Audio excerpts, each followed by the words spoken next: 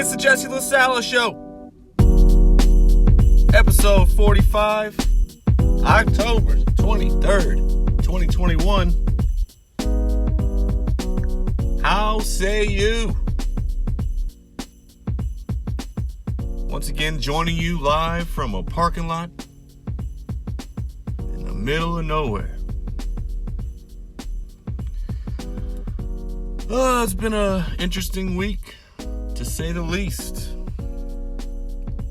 I had a few days off for fall break. It was beautiful, lovely. I had a house guest with me at the time, a buddy staying with me, and it was not as peaceful as I would have liked, but what are you gonna do? Gotta help your friends out, right?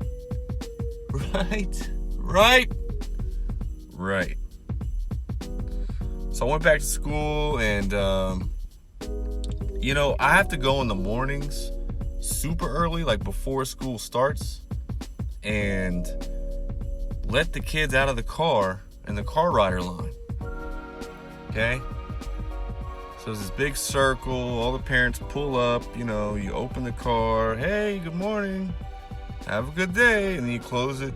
And I want to say, I'm really good at closing the door, so I'm not to slam it, but also I don't pussyfoot and sort of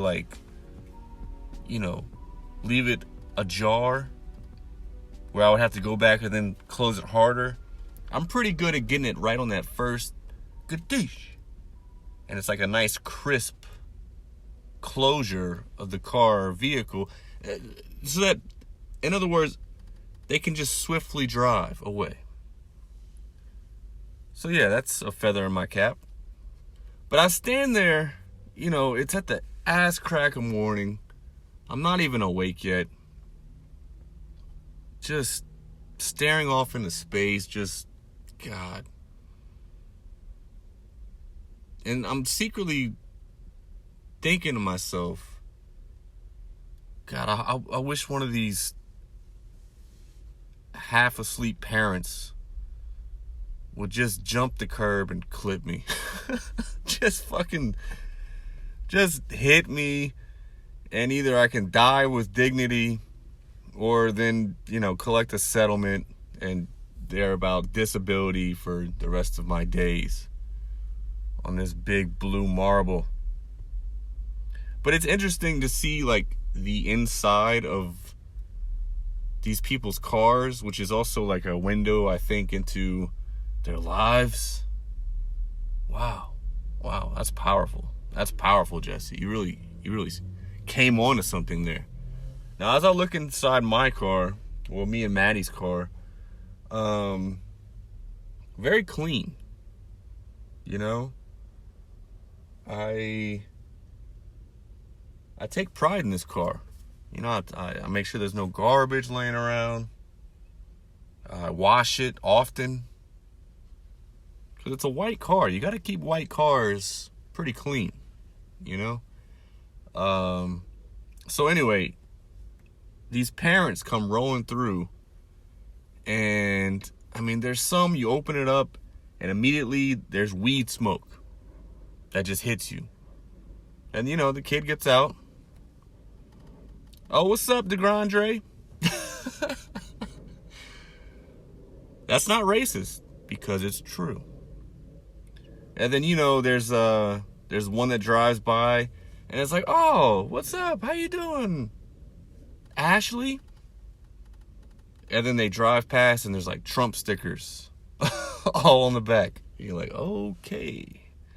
And it puts you in a weird spot. It's like, oh, I really liked Ashley. Not anymore. Because no, you don't really do that. Then there's the general mess, where it's you open it up and trash falls out of the car. And then it's awkward, well, do I pick this up and throw it back into their car? Do I then pick it up and go throw it away for them? No, I don't get paid enough to do that shit. And then you don't want to like take it out on the kid themselves or judge the kid. They can't help that their parents are slobs or potheads or racist Republicans, but you do see the kid a little bit differently every time you see him, fair or not. I don't know, it's very strange. There is this one douchebag, and I say that, I really do mean it. Fucking douchebag Bears fan, Chicago Bears fan, okay? So, obviously, I would say 90% of the shirts that I wear to school are Packers shirts, because I'm a Packers fan. It's a work safe shirt. You know, I can't wear like my Blue Moon beer shirt or my Narragansett shirt or my shirt where Phoebe Cates is taking off her top. I guess I really do have a limited lineup of t-shirts, but still. So I'm wearing a Packers shirt almost every day when these parents are dropping off their kids. And you got to think 90% of the people driving through are Saints fans. Well, there's this one dude, he's a Chicago Bears fan. Bears, Packers, obviously the oldest rivalry in football, whatever. And so he's talking shit to me from week 1. So obviously the Packers, we laid a stinker against the Saints week 1. Everybody was like, oh, the Packers suck. Rodgers is washed up.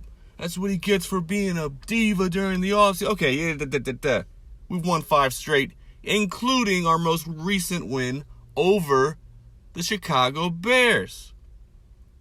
So let me tell you, I was pretty excited to see this douchebag drive through the line and hear what he had to say. I was going to do the discount double check championship belt on his ass as he drove by. Because that's the other thing. He's always driving by with like a quick little, it looked like y'all wanted to lose that one last week. The Bears are coming for y'all. Shit like that. And then I don't have a chance to like respond because he like drives past. This douche. So I was waiting. Standing in line, you know. Alright, where's this little stupid Honda? He's gonna drive by. Where is he at? Dude drives past me as if I'm not even there. Almost like he put his head down. Wow. You, sir, are a soft bitch. Soft bitch. Can't wait.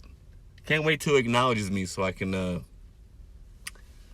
well, I don't want to get fired, but who cares, actually?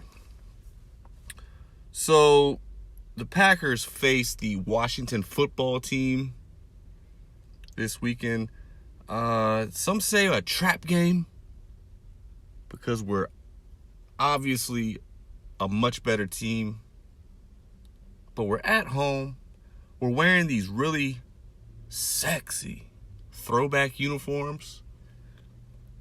It's like an all-green outfit with yellow trim and the yellow helmet, but with no G, right? This is before we had the logo on our helmet, but it's just a bright yellow, plain-ass helmet.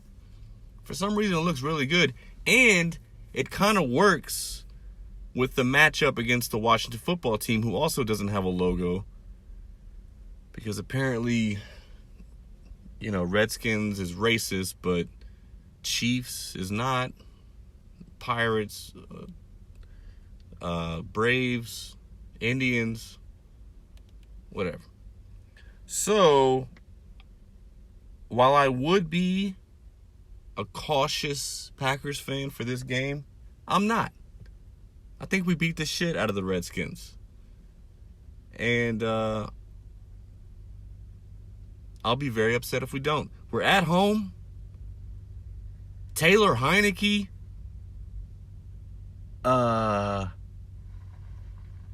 famous Trump supporter, Taylor Heineke. Well, if we don't beat the Redskins, I'm sorry. I slipped up. The Washington football team. If we don't beat the Washington football team, Trump wins. All right? I said it. Well, the NBA season started, and very hyped up for my Indiana Pacers. We got Rick Carlisle back. Rick Carlisle was our coach many moons ago, and took us very far in the playoffs, had a very good record with us. I love the guy. He looks like Jim Carrey. But now he looks like Jim Carrey if Jim Carrey was portraying a cancer patient with the big bulbous bald head.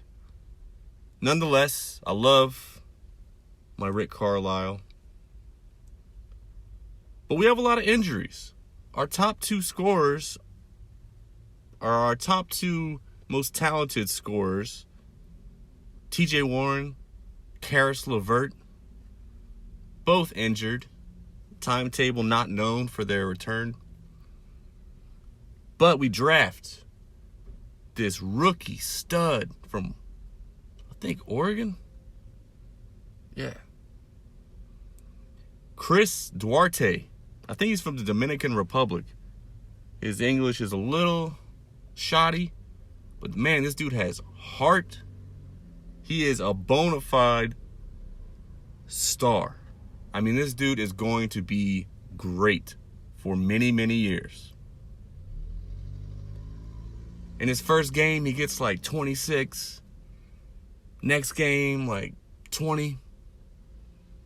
And he's playing big minutes. With our other two scorers out, he's starting. Okay, usually rookies don't start unless they're like top 2, 3 drafted overall. This dude come out and balls. First game against the Charlotte Hornets. We were up by 23 points at one point and ended up losing by 1 point. Heartbreaking. And then last night against the Washington Wizards, we go to overtime in a game that really shouldn't have been that close, but the refs, well, let's say they had some home cooking. Lose by 1 in overtime. Just devastating way to start the season. 0-2 by a combined 2 points. All right, I got a little bit of random news. Just some stuff that piqued my interest. A 55-year-old Florida man, goes viral after he married his 18-year-old granddaughter. What the fuck? Now, I've been watching Real Housewives of Salt Lake City, and they had some sort of similar situation, but it was through the church. And it was her actual grandfather. I think it was like her grandma's new husband, and then her grandma died, and so she married her grandma's new husband, so it's technically her grandfather. Some shit. And I'm sure it had something to do with money. This one, I don't know. I'm looking at the picture here. I mean, this girl looks every bit of 18. And this dude looks like possibly older than 55. And huge. Like a retired NFL offensive lineman. And this little tiny 18-year-old. This is bizarre. Woo! Florida! A little Trump news. You know, Trump, having seen that Colin Powell died, released this statement. Wonderful to see Colin Powell, who made big mistakes on Iraq and famously so-called weapons of mass destruction, be treated in death so beautifully by the fake news media. Hope that happens to me someday. He was a classic rhino. If even that. Always being the first to attack other Republicans. He made plenty of mistakes. But anyway, may he rest in peace. I'm sorry, my Trump impersonation is a little off because I haven't heard that motherfucker talking so long because he's not the president anymore. Fucking retard. God. I don't know. I guess it's nice to be reminded of just what a joke the motherfucker was and still is.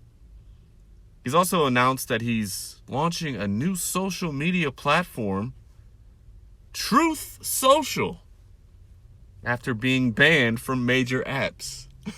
That's like me starting my own professional football league because I can't make the NFL. It's the JFL, the JLFL, the Jesse LaSala Football League, and it's just me.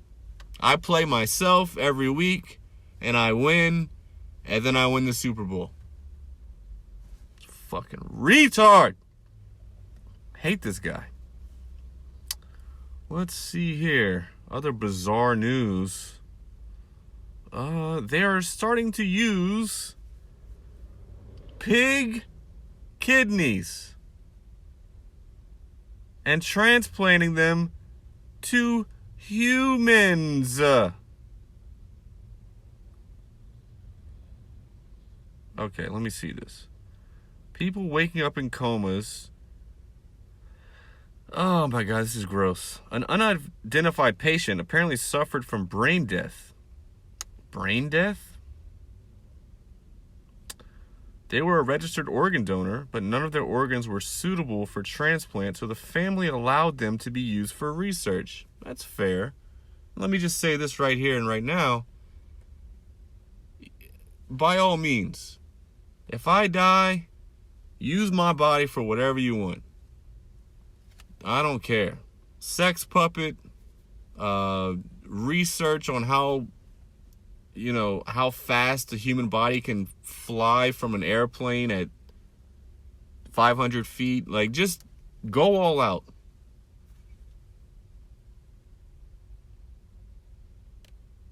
If Burger King wants to come up with a new Impossible burger and they want to, like, try it out with some human ass meat, go for it. I don't care. Once I'm gone, you can do to my body what you will with it. While on a ventilator, the pig kidney was attached to blood vessels in the upper leg of the patient and covered with a shield. It functioned as it should.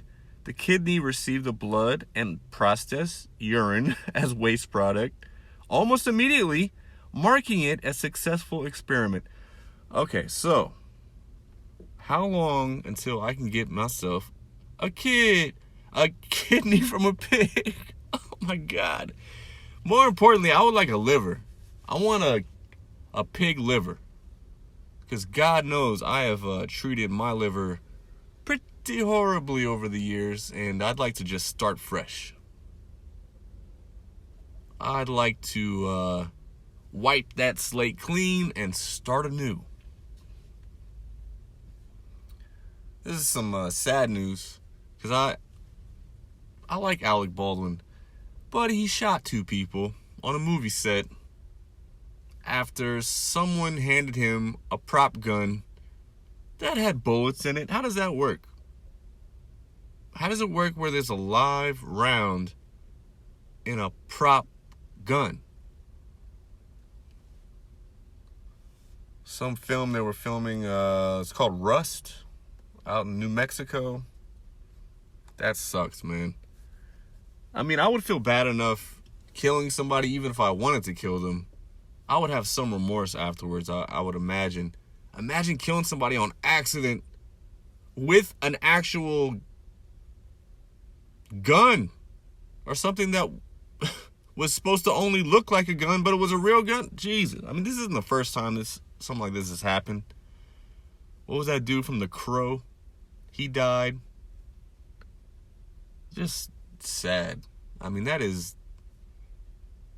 I don't know how you come back from that. That's tough. Let's see. This bitch, a 39-year-old mom of two in England, West Yorkshire, England, insists that breastfeeding her son's ages is completely normal. Her school-age sons is completely normal, as it has cemented a lifelong bond between them and made them closer. The 39-year-old nurses both Riley, age 6, and Milo, age 5, before school, in the evening, and throughout the night. Back to you, Chauncey. All right, so I'm going to have to check with my mom on when she stopped breastfeeding me, because that don't seem right. 6 and 5? Isn't like the cutoff maybe 3? I don't know. I'm no mother. But I mean, doesn't your nipple just fall off at a certain point? Especially, I mean, 5-year-old, 6-year-old boys. I see them on the playground. They're rough. I don't want them going at my nipple. Disgusting. All right, last one. This is this is sad, but also, come on, man. A Tufts University student dies after choking during a hot I'm sorry. She died during a hot dog eating contest. Okay. Isn't Tufts University supposed to be comprised of some of the smartest people? I thought that was a really good college to go to. A 20-year-old student died at a Boston hospital a day after she fell unconscious at an off-campus charity fundraiser. Oh, it was for charity too? Fuck, man. They got people eating hot dogs as fast as possible. Phallic hot dogs down your throat, trying to raise money for charity, choking on dick. You die. That's fucked up. That's fucked up. What does her father think? What does he think? Chew your food, people. Look, Joey Chestnut, who can house like 90 hot dogs in a minute or something like that, he dunks it in water first. It's the bread that probably killed her. You can swallow one of those damn wieners whole. It's all slimy and smooth. It was probably the bread that got her. It's like, okay, if you go to Popeyes and you're like, I need 6 biscuits. And for your drink, no drink. They wouldn't give it to you. They'd be like, no, I'm sorry, you have to have a drink. We cannot be liable for you choking on these 6 biscuits. Your saliva alone cannot handle it. All right, so I did stand up this week, and it was all right. I really didn't want to go. I wasn't in the mood. But Maddie, my lovely fiance, she was all dressed up because she thought we were going. And she looked really pretty, so I was like, all right, I'll go. Like, I didn't want to make her, like, sad that she had gotten all dolled up to go out. And then I was like, nah, I feel depressed. I don't want to go do stand-up. So I did it. I went. I got kind of a weird spot. Like, so you go, you sign up, and then they give you, you know, the order before you go up. And I kind of got put near the end, which I don't know how to take. Like, I think it's all random anyway. They just draw this shit out. But I got put at the end right before the headliner. And a lot of people had sort of left by then. and it was just like the comics that were left. And there's nothing I hate more than performing in front of other comics, because they're either going over their own shit because they're about to go up, or, like, as funny as most comedians are, they don't really have a sense of humor. So either they're resentful that some of your stuff is good and they don't want to laugh, or they're just so jaded that they're waiting to die and they haven't laughed in years unless it was at their own jokes while on stage, which is a bizarre move. So yeah, I don't like performing in front of comics. Some dude, there's this guy that comes every week now, and he's sort of retarded, and I'm like the actual like mentally challenged, and he comes up and he's just like a shit show, and it's sort of sad because people laugh at him, but he's not even trying to, like, he's not saying anything funny. You just put like a handicapped person on stage and told them to talk about their life, and I mean, it's sort of a shit show. Anyway, this dude is like throwing rocks at the stage at one point. Just a very bizarre night. Very weird. There was one girl from New York, and then Maddie went up to her after the show and was like, "Oh, I'm from New York too, blah, blah, blah." And the girl like gave her like a cold shoulder. And she was like, "Fuck that bitch. She's not really from New York. Because if she was, she would have talked to me differently. She's a fraud, blah, blah, blah. I'm going up next week." So, if anything, it got Maddie to want to go up on stage next week. Anyway, here's my set. Thank you for listening. If you don't want to listen to my set, don't. You know, I did a Korean accent because I was watching Squid Game a lot, and you know, I don't think it was, it's not like I was trying to do a Chinese accent and just going, "Oh, ching chong, ching chong, chong chong." Like, that's lazy. I actually studied by way of watching 9 hours of Koreans talk and tried to do my best impersonation of how Koreans talk. And so it was an educated, best shot that I could do of Korean dialogue. It didn't go over well, but again, nothing really went over well because it was a bunch of bitter comedians that I was performing in front of. And then finally, because I was so just kind of over it, I did a tasteless, cum joke at the end, because that's really all the other comedians were doing. They were just going up and talking about coming and fucking and how to eat pussy. It was just like, all right, so this is what y'all want? Y'all want some of this? And of course, that got the biggest laugh of the night. So here we go. Thanks for listening. Until next time, don't die.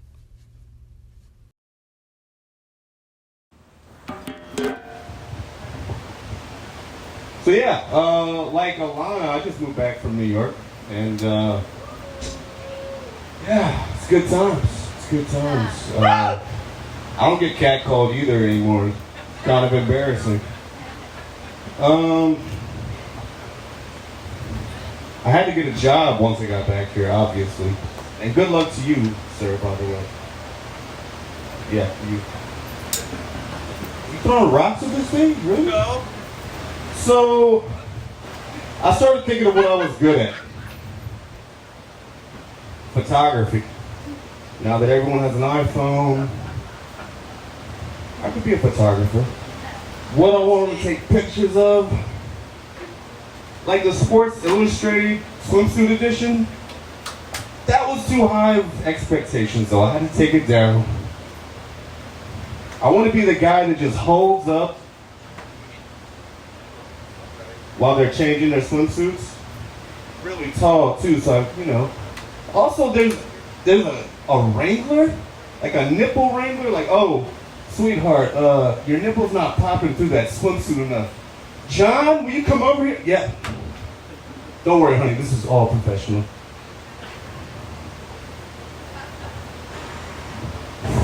Beautiful, beautiful. All right, go. Hurry. Oh, you missed it. I gotta do it again. It's a damn good job. People don't talk about it enough. Also, I thought about NFL player, but I'm really skinny. I would get killed.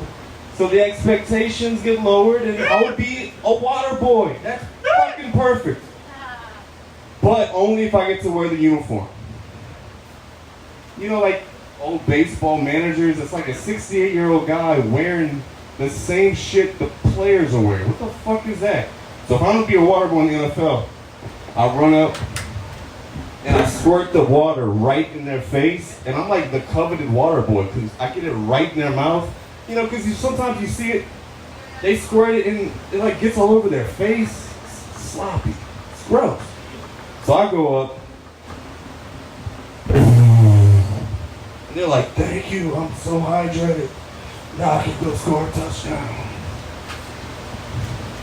So then I lowered my expectations even more. So I want to be an athlete. I want to be a pervert. Let me be a PE coach. Yes! I tried that out. No, you be an assistant PE coach. So that means you get to set up all the balls, and whenever PE's over, you can pick them all back up. It's quite a life I've carved out for myself down here in Lafayette, Louisiana.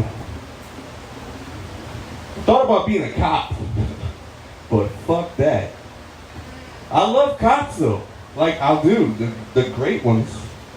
It takes a lot of, something. It takes something to be a cop. And you know what? They are to be credited for the best movies of all time. Anytime there's a great movie or a show, it's always because a cop is doing a terrible job. I'm gonna apologize before I ask this question, but have y'all seen Squid Game? Yeah, woo! Amazing show! That shouldn't have gotten past the first episode. The motherfucker goes and tells them, they got this whole camp, they're fucking killing people, playing red light, green light. You gotta believe me. He's like, I tell my time. Oh. Why does it always sound, why does Korean always sound like they're whining about not being asked to a middle school dance? It's time harder. What's harder? Have you ever come so hard that you threw up afterwards? Me either, but the night is young. Have a good night.